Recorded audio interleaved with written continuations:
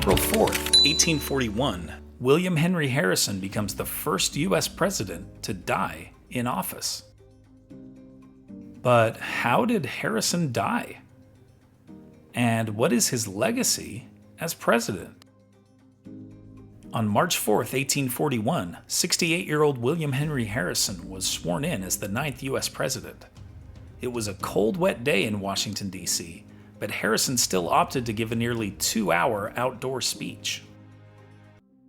A general and war hero who was concerned about his tough guy image, he refused to wear an overcoat, hat, or gloves during the oration. Harrison was already feeling under the weather by bedtime.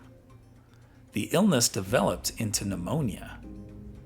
Despite the best efforts of his doctors, Harrison's condition worsened. Exactly 1 month after being sworn in, William Henry Harrison passed away.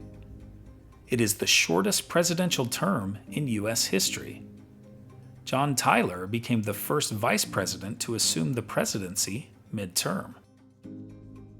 Interestingly, Harrison's grandson Benjamin Harrison was elected president nearly 50 years later in 1888, making the Harrisons the only grandfather-grandson combination to serve in the nation's highest office. However, William Henry Harrison will always be most remembered for the way he died after such a short time as president, especially since it was likely avoidable. The lesson? When it's cold outside, wear a coat.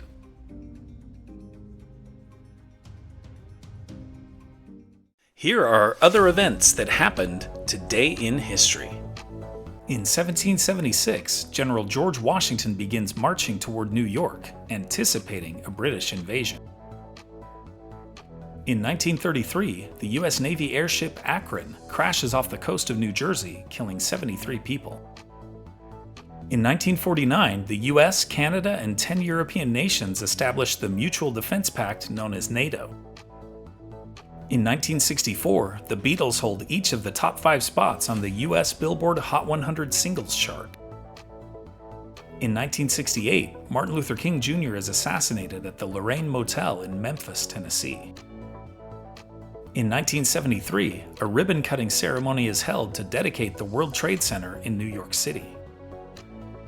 In 1975, childhood friends Bill Gates and Paul Allen found Microsoft in Albuquerque, New Mexico.